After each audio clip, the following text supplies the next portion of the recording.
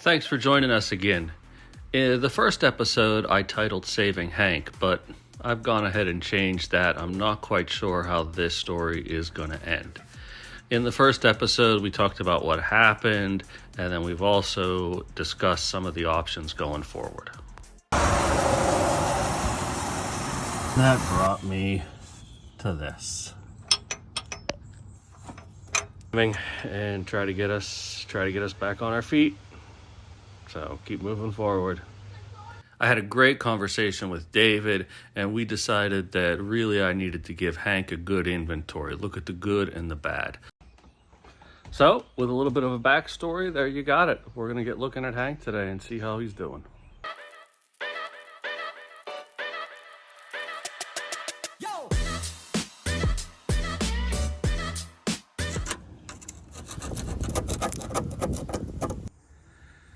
Let's go ahead and start by looking at a lot of the customization that's already been done to him. Of course, I'm a big fan of my decal collection. It stands in stark contrast to my Deja, which is decal free. But you know, all of these tell stories about places that I've been, travels that I've made, meets that I've gone to, things that I've seen, visited. So there's a whole lot going on in here that of course is particularly emotional for me. I've got my Thule rack up here, my solar panels, the Thule awning. I keep my full-size spare up here, which I was running for a while before I got the adjustable rear control arm, so you can see that's worn. Tater's got his retractable leash up here. I've got a spotlight and a floodlight here on back, and of course my homemade solar shower, which you can find a video for on my website. Of course, I've got the solar array up here on the top, and it's actually way more than I need. So I have been considering pulling back on that, using that real estate up top for something else. Most of the power I get to my house batteries just comes from the alternator when I'm running the car. I'm usually not camping somewhere for more than a night or two without getting up and moving. So, you know, maybe something foldable, more compact, lighter that I could just put out in the sun if I need to, if I'm ever at a place for longer than a few days. I was looking into doing this switch with a Raptor lined center stack. Currently, this is the one I have in it, which has some of the wrap that I do, the vinyl wrapping. This came from a customer out in California, sent that to me. Beautiful. A lot of gang switches going on here. There's a lot of different lighting options happening with Hank that, of course, I put a lot of time into.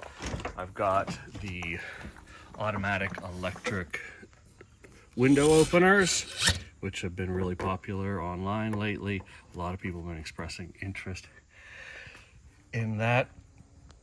And for setting up for camping and for storing things, I've got an attic that I have up here made out of maker pipe connectors and conduit, bungee cord. I use an old dog crate back there as kind of a molly panel. So you can see I've got my Ryobi fan there for in the evening. And there's a lot kind of hidden right now in the electronics. Like this is the charger, or this is the power source from the solar panels. There was a solar controller here, and all the batteries and everything were down in the basement along with some additional storage. But I was in the middle of reworking all of that as I was moving over to the eLife camper setup. So you can see I've got my eLife camper set up here because I was just over in Grand Rapids, Ohio for the weekend for their e-meet, which was spectacular. Thank you, Kenny, for organizing that. You can see the wires running back here because I have LED lights inside of the cup holders, and also that goes back for the backup camera on the head unit. And there's been a lot of lighting mods. For example, this is backlit red LED when the headlights come on. I have these halo LED lights, so halo around the outside and an LED on the inside. And literally the day before the event, I had just finished installing this. This is the prototype for a backlit lighthouse. So programmable LED, different colors, different sequences, etc.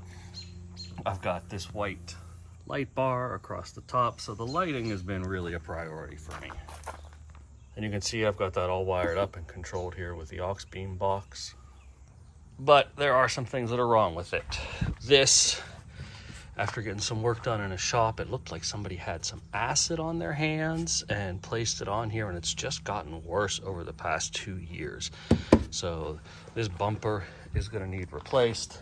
I had some dings up here that I sanded down. They started to rust. I was filling it in, and it's all primed right now. We were gonna get to painting that as well. A lot of the interior pieces are getting pretty beat up because this is my camper, right? So I've had a bunch of different holes drilled in, things that I'm hanging from different parts. And of course, it's certainly not super clean on the inside, but my intention was not to keep this one clean. It was to live out of it and not worry too much about what happened to all the little details. I installed the Hero swivel seat, so that means that my eLife camper had to be modified, so it was specially made for the swivel seat to allow that, because it sticks back just a little bit further. So we had to reduce the length of the bed a little bit to get this in here, so that was all special done and built for Hank. I also just finished soundproofing it about 2 months ago, so I did that underlay underneath of everything. Got it in here as well, in the storage compartment in the basement.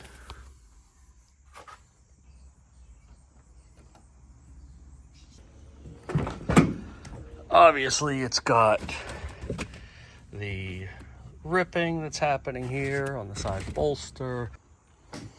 So I've made my case on why I want to keep it and keep it on the road. But let's get underneath here and see what we see as far as rust goes.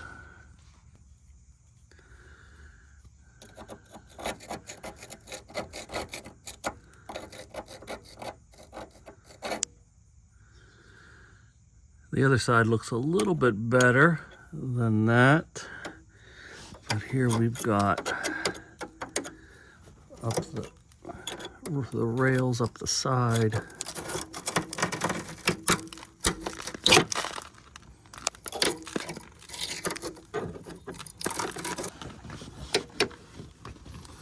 Seems to be all isolated. And not entirely. There's some up front here too.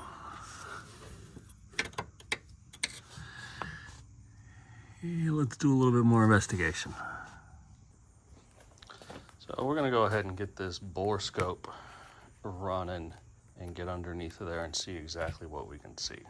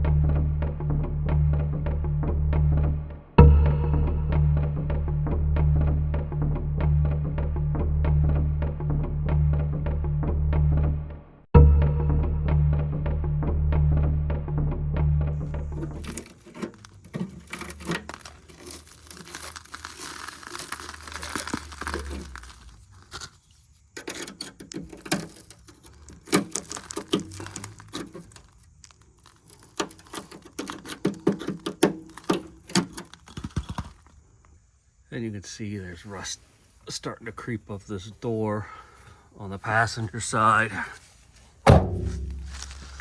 Well,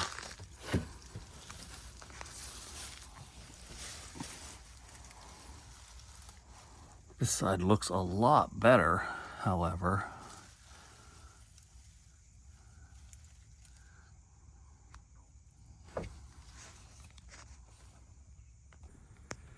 Other than that, and some of the little minor appearance issues that I mentioned earlier, you know, he's a great car. I'd love to do whatever I can to keep him going. So that's where I am. I've got some of this video and some of this information. I've got to go over it and think about what the next smart move is. But what do you guys think? What should I be doing? What's my next step with Hank? Let me know in the comments below. And thanks always for the support.